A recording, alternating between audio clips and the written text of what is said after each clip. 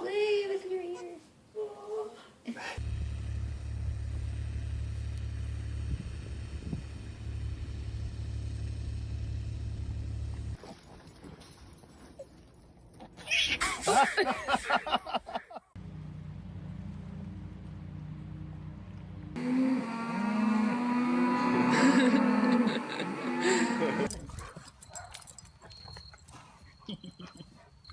I think you finally annoyed him.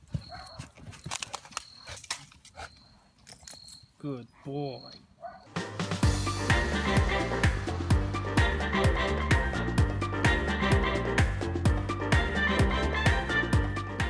Hey, anybody out there?